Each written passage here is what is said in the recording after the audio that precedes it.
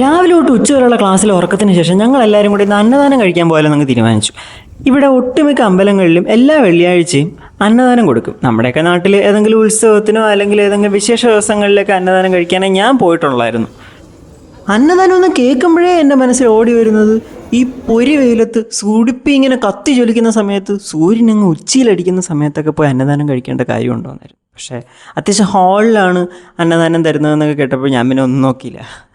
നല്ല പാളൻ പാത്രത്തിനകത്ത്, പാള കൊണ്ടുണ്ടാക്കിയ പാത്രത്തിനകത്ത് കുറച്ച് ചമ്മന്തി, കുറച്ച് ഉരുളക്കിഴങ്ങ് വലിയ, നമ്മുടെ കേരള സ്റ്റൈൽ രസവും കൂടെ കൂട്ടിയ ഒരു കിടിലൻ ഊണ്.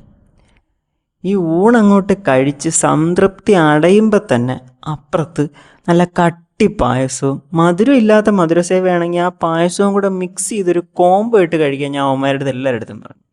കോംബോ വേണം തെറ്റിദ്ധരിച്ചിട്ടെങ്കിലും അവന്മാരത് കഴിച്ചു. Super taste.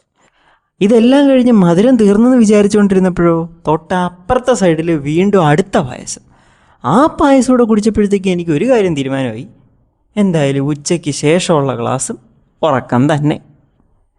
എല്ലാ വെള്ളിയാഴ്ചയും ഇനി ഇങ്ങോട്ട് കൂടാന്നേ. അല്ലെങ്കിലും അന്നദാനം കഴിക്കുമ്പോൾ കിട്ടുന്ന ആ ഒരു ടേസ്റ്റ് ഉണ്ടല്ലോ, അത് വേറെ എവിടെ പോയാലും കിട്ടില്ല. അതൊരു പ്രത്യേക ടേസ്റ്റാണ്.